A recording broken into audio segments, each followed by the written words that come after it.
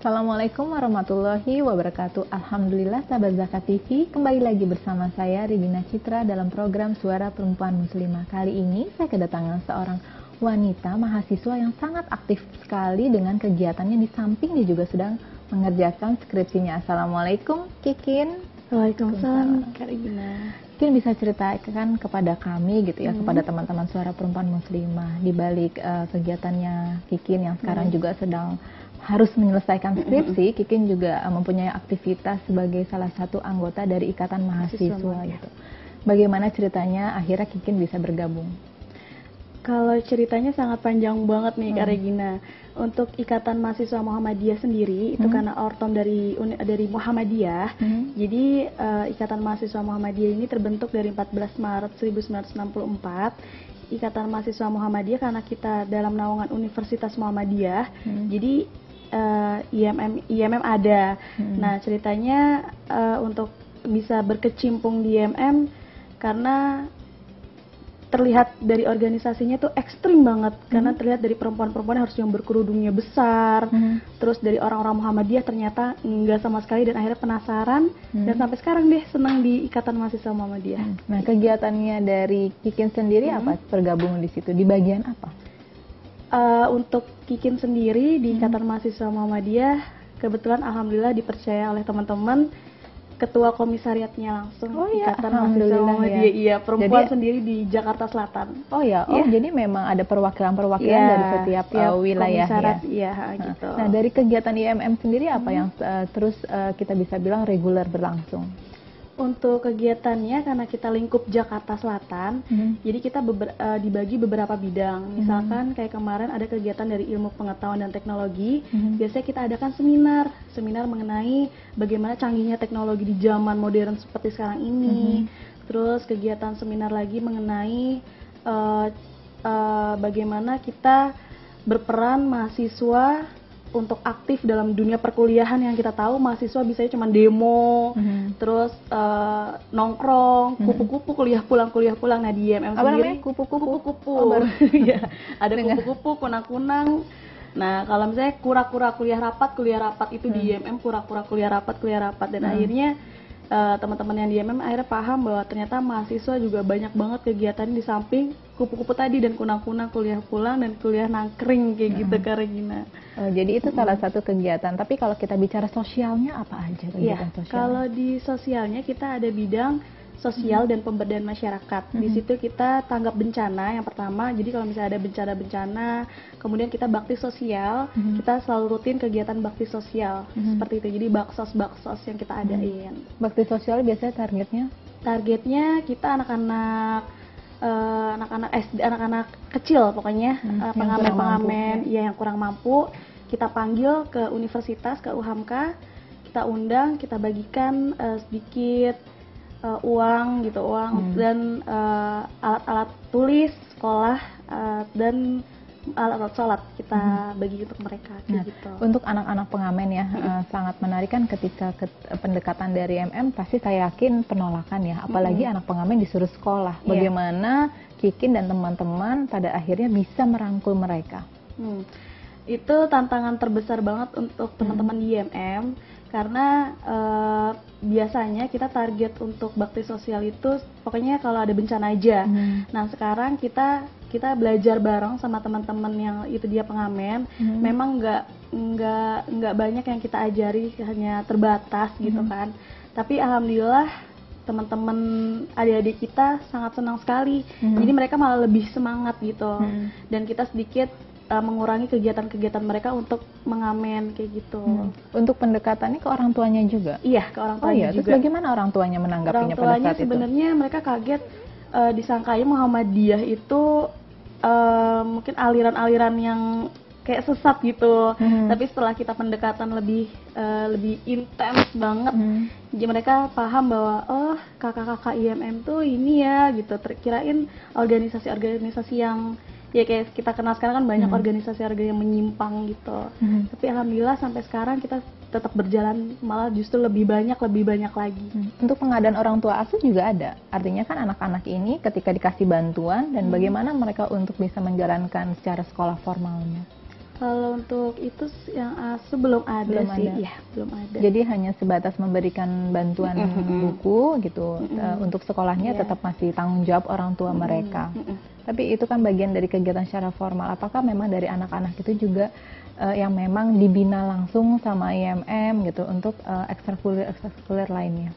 Iya, jadi untuk kalau ekstrakurikuler kita enggak, dan kita enggak banyak sekali kita bina mereka. Yang jelas kita kan punya beberapa bidang. Kita jadi ada fakultas pendidikan, fakultas ilmu sosial ilmu politik, fakultas agama Islam. Jadi kita fakultas kesehatan. Jadi kita punya keahlian masing-masing. Itulah yang kita ajarin ke mereka, kayak gitu. Itu menjadi salah satu tadi konsentrasi dari fakultas pendidikan mungkin ya. Nah, kalau untuk dari bidang fakultas kesehatan?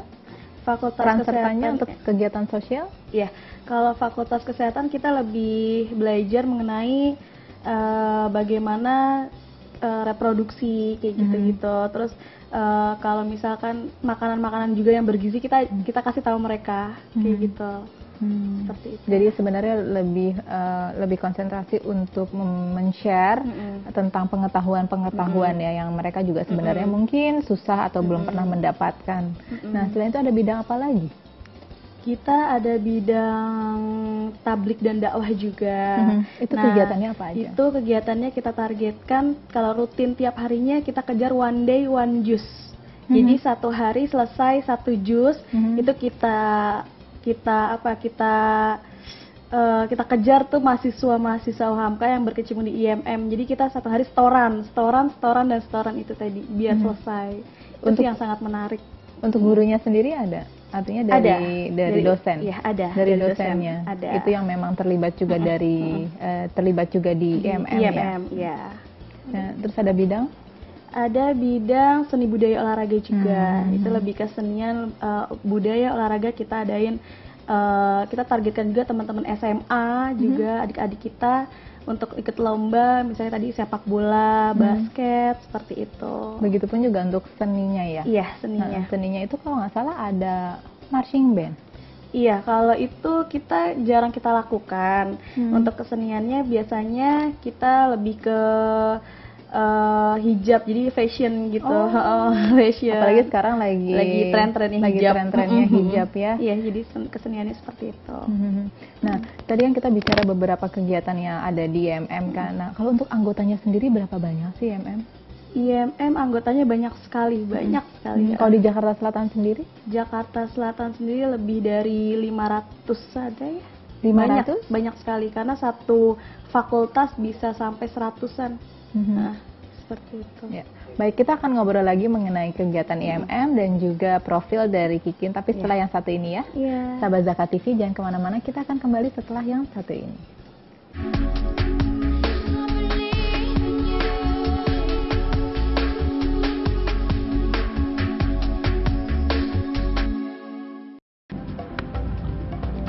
Semangat kemenangan harus berasal dari sportivitas yang datang dari hati. Saya Bawang Pamungkas, saya zakat di Dompet Duafa. Keluarga adalah sumber inspirasi saya.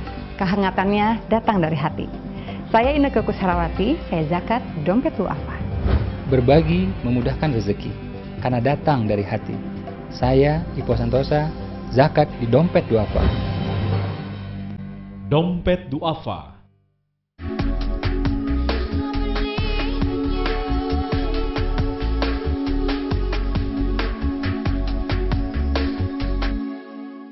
Sahabat Zakat TV, masih bersama saya dan juga dengan Kikin. Kikin, kita kembali lagi tadi ya, kegiatan IMM sudah disampaikan ke teman-teman Suara Perempuan Muslimah. Profil dari Kikin sendiri, kenapa sih memutuskan sekolah kuliah untuk mengambil jurusan PR? Mungkin bisa dihubungkan dengan sekarang ya, terpakai di IMM ya.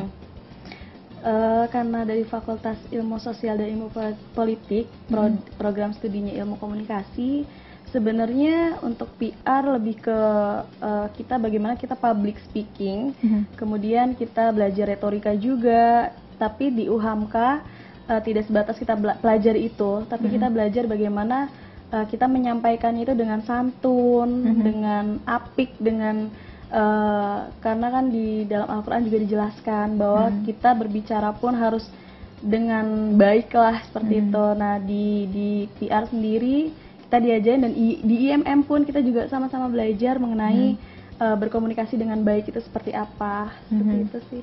Senangnya kayak gitu. Gitu. Jadi itu yang menjadi salah satu daya tarik Kikin untuk mengambil fakultas tersebut, jurusan tersebut ya. Nah, kalau misalnya kita bicara juga mengenai hubungan masyarakat kan juga terjalin ya. Tadi kan kita bicara lebih ke internal ya, skupnya gitu IMM. Kalau untuk yang hubungan dengan eksternalnya apa saja yang sudah dilakukan?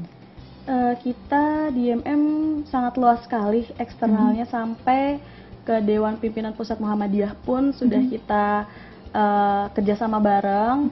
Kemudian kita juga ajak perguruan tinggi negeri, karena biasanya kita kan PTM terus perguruan tinggi Muhammadiyah. Nah, kita ajak perguruan tinggi negeri, kita ajak. Memang pada dasarnya mereka awal-awalnya sempat nggak mau gitu ya, tapi kesini-sininya karena kita kegiatannya baik, kegiatannya sosial, kegiatannya kita ibadah, mereka juga senang sih. Perguruan tinggi negeri juga. Kalau dengan pimpinan pusat Muhammadiyah apa saja yang dilakukan kerjasamanya? Pimpinan Pak Din Samsudin. Nah, ini dia nih, Pak Din Samsudin sangat senang sekali kalau kita ada kegiatan yang beliau juga ikut gitu. Nah, biasanya karena di kita itu ada kegiatan misalnya seminar-seminar yang besar, seminar-seminar yang terkait dengan pimpinan cabang Ikatan Mahasiswa Muhammadiyah se-Jakarta Selatan. Nah, biasanya Pak Din Samsudin ini memang tidak datang langsung sih, tapi beliau sangat sangat senang sekali lah, maksudnya membantu, misalnya titip salam, mensupport gitu. Nah, biasanya langsung ke rektornya sih salamnya. Gitu. Kalau untuk dengan kerjasama dari perguruan tinggi negeri, apa saja yang sudah berjalan? Perguruan tinggi negeri tidak terlalu banyak karena kita ada batasannya juga sih. Biasanya kalau untuk perguruan tinggi negeri lebih ke ipteknya, pengetahuan dan teknologinya. Kita ada yang seminar bersama mereka perguruan tinggi negeri. Jadi lebih ke seminar dan seminar. Prestasi dari IMM apa saja sih yang sudah dilakukan? Prestasi IMM kita lebih ke banyak kemarin lomba-lomba karya tulis ilmiah. Nah, karya tulis ilmiah juga beberapa teman-teman juara, tapi itu ruang lingkupnya lebih ke Universitas Hamka sendiri. Terus kegiatan-kegiatannya lebih banyak kori-kori, kori-kori itu teman-teman, karena kita yang dosennya udah internasional, kita sudah kori internasional. Pak Saiful Rohim. Nah, itu kita biasanya diajak Pak Saiful untuk kegiatan-kegiatan di luar untuk korinya. Dan itu penuh dengan seleksi juga sih. Tahapan seleksinya apa aja? Kalau kita soalnya bicara sudah go internasional ya, berarti kita sudah bicara lebih luas lagi ke dunia. Seleksinya itu sangat ketat sekali, cuman bisa diambil dari berapa teman-teman yang bisa. Hanya kemarin 2 orang kalau nggak salah. 2 orang itu untuk rangkaiannya lebih ke itu teman-teman Fakultas Agama Islam sih. Mereka yang sudah mungkin udah belajar mengenai, karena kan yang kita tahu baca Quran sebatas baca gitu, ternyata banyak sekali belajarnya, suaranya kayak gitu. Waktu itu kemana mereka? Waktu itu yang saya tahu daerah mana ya? Pokoknya jauh deh. Itu kalau yang di Indonesianya, di nasionalnya, mereka sudah jalan-jalan ke Papua kalau nggak salah kemarin. Paling jauh itu Papua. Tapi itu kan tetap dibina dari IMM juga kan ya. Kegiatan yang mengenai kori internasional ini, tapi dibantu dengan juga dosen internasional. Kori internasional. Nah, dari Kikin sendiri gitu ya, sekarang sudah menjadi salah satu ketuanya gitu ya. Bagaimana Kikin juga mencoba untuk beradaptasi kepada teman-teman anggota di bawahnya? Itu bagaimana Kikin benar-benar dari hati gitu? Itu sebenarnya tantangan terbesar, karena yang tadi saya bilang IMM, mereka banyak yang bilang ini adalah organisasi yang sangat ekstrim. Mereka bilang yang ikut IMM adalah orang-orang yang khususnya Imawati, perempuannya berkerudung besar, terus hanya yang ikut orang-orang yang Muhammadiyah gitu, tok Muhammadiyah. Nah, di situ khusus saya pribadi lebih ke komunikasi antar pribadi aja sih, lebih banyak deketin kalau lagi itu IMM tuh nggak kayak gitu kok dek gini. IMM itu justru kita banyak banget belajar mengenai sosialnya, dan biasanya kan organisasi lebih ke kegiatan-kegiatan internal kampus, kita enggak kok, kita eksternal, kita punya teman-teman yang harus kita belajar bareng sama mereka kayak gitu. Dan alhamdulillah justru akhirnya makin kesini yang ikut IMM banyak banget, semakin banyak ya. Jadi banyak. Ternyata di internal kita bisa bilang mungkin sedikit konflik ya, maksudnya di internal sendiri citra dari IMM juga bisa dibilang ekstrim gitu. Sementara itu menjadi tantangan terbesar dari para anggota IMM untuk melakukan pendekatan-pendekatan. Nah, selain mereka merasa ekstrim atau merasa berjilbabnya besar gitu, apalagi sih yang mereka kekhawatiran apa sih yang mereka kalau menjadi anggota IMM gitu. Ini kalau kita lihat dari faktor-faktor yang memang mungkin dulunya mereka khawatir untuk masuk di IMM. Harus memakai dan wajib berhijab gitu untuk yang perempuan-perempuannya. Dan pada saat itu wajib ya Kak pakai kerudung. Enggak, sebenarnya enggak. Banyak teman-teman yang ikut IMM, mereka di luar IMM tidak memakai hijab, tapi makin kesini alhamdulillah mereka yang awalnya tidak memakai kerudung sekarang memakai kerudung. Kalau untuk laki-lakinya sendiri? Untuk laki-lakinya mungkin yang tadi suka nongkrong jadi nggak suka nongkrong gitu, lebih tahu bahwa kuliah kan nggak murah ya, dan akhirnya mereka juga banyak yang sadar akan tidak pentingnya itu nongkrong kayak gitu sih. Lebih banyak kegiatan-kegiatan kita gitu. Dan terus itu ya, sosialisasi itu terus dilakukan. Nah, kalau untuk kontribusi dari dosen-dosen sendiri bagaimana?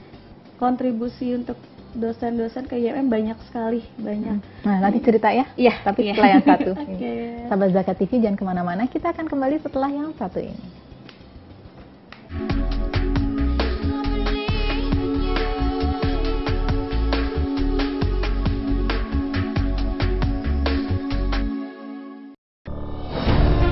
Ketika keindahan dunia merebak keselarasan, berbagi kemesraan. Ketika sejuta tangan merangkai kebahagiaan dalam kehidupan yang harmoni. Ketika zakat Anda wujudkan indahnya dunia.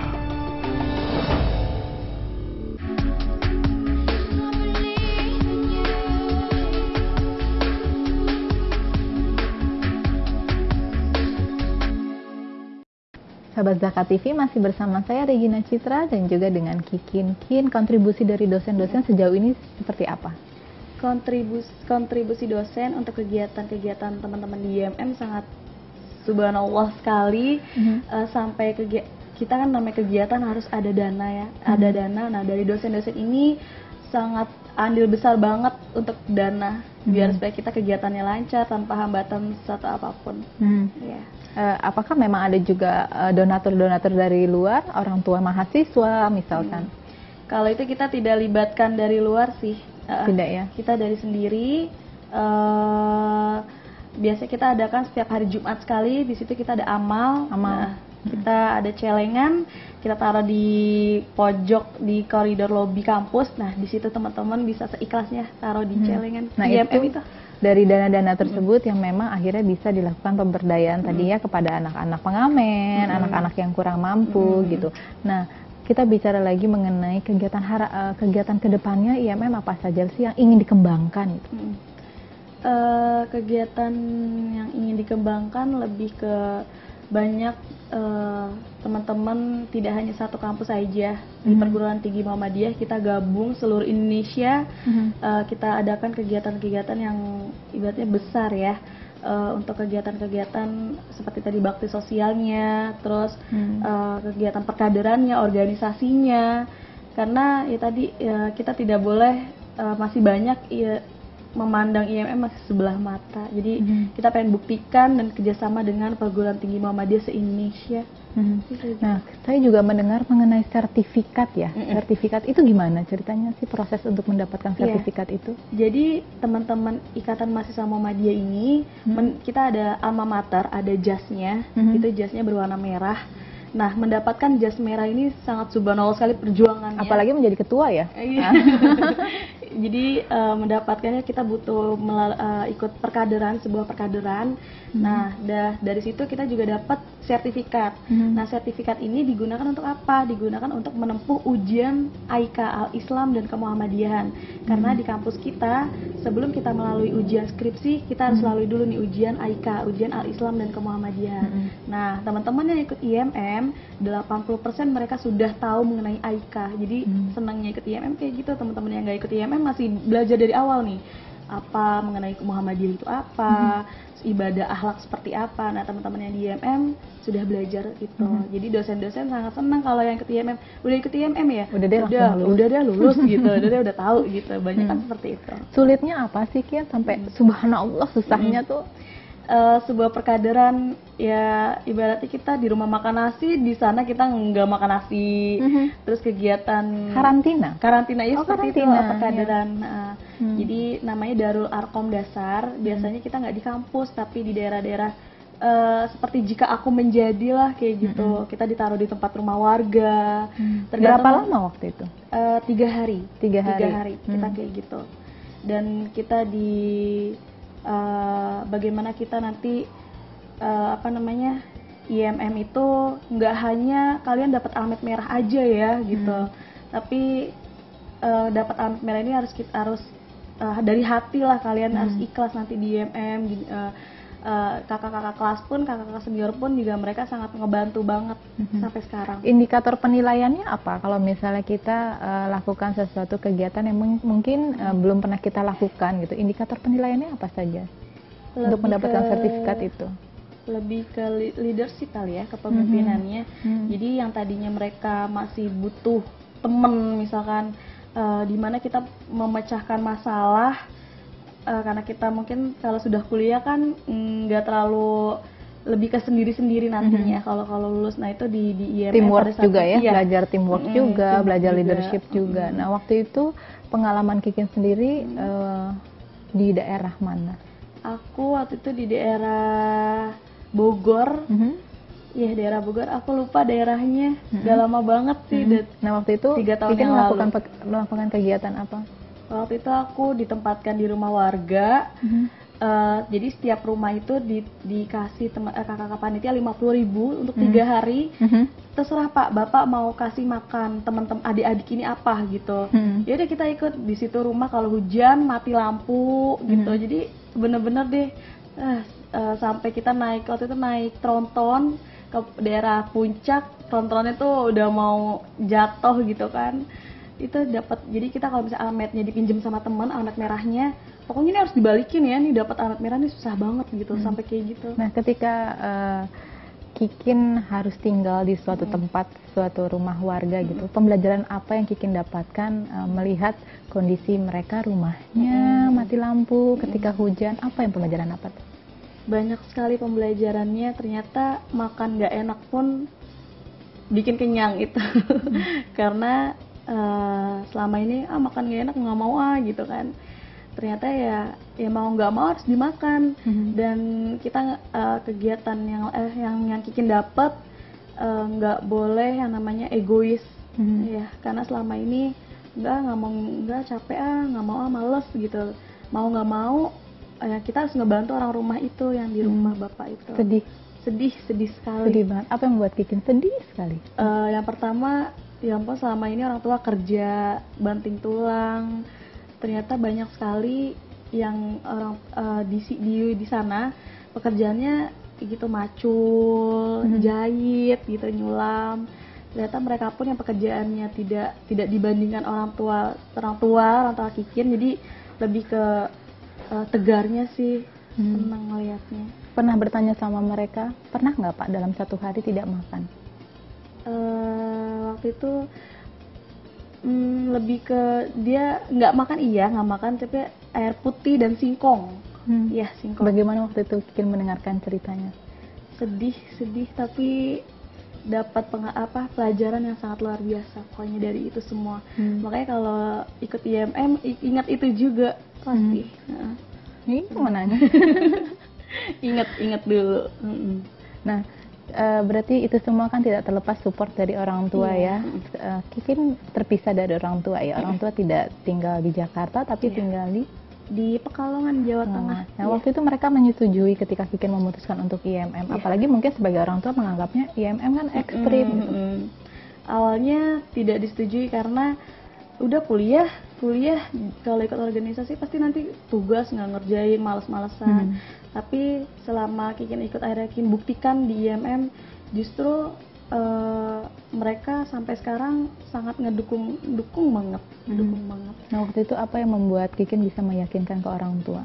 Waktu itu ada kegiatan, nah orang tua Kikin ikut untuk ayo Bu bantu untuk bikin makanannya, karena kita di sini kegiatannya waktu itu bakti sosial untuk anak-anak kecil, anak TK. Ibu kegiatannya kayak gitu ya, kayak gitu. Akhirnya Ibu seneng sih sampai sekarang, dan ngelihat lambat laun dipercaya sama teman-teman sampai menjadi ketua, Ibu nggak sempat nggak percaya. Senang lah ya dan bangga. Nah, Kikin sendiri kan jauh dari orang tua ya, mungkin mengalami masa beradaptasi ketika awal-awal gitu. Bagaimana mengatasi rasa kangen gitu, bagaimana merasakan ketika kita sakit tidak ada ibu, bagaimana waktu itu? Karena sekarang sudah ada handphone, jadi selalu via handphone, SMS, telepon, ya terus diusahain sebulan sekali selalu pulang sih. Selalu pulang ya, jadi tetap berkumpul bersama keluarga ya. Sukses terus untuk Kikin dan mudah-mudahan skripsinya cepat selesai dan terus mempertahankan bisa menjadi ketua IMM, dan insya Allah rencana kedepannya untuk lebih merangkul dari fakultas atau perguruan tinggi yang bekerja sama dengan IMM, insya Allah bisa terjalin dengan indah ya. Mudah-mudahan kita bisa ngobrol lagi di lain kesempatan. Sahabat Zakat TV, demikianlah perbincangan saya dengan Kikin. Insya Allah minggu depan kita akan kembali lagi dengan tema dan juga narasumber yang lebih menarik. Wassalamualaikum warahmatullahi wabarakatuh.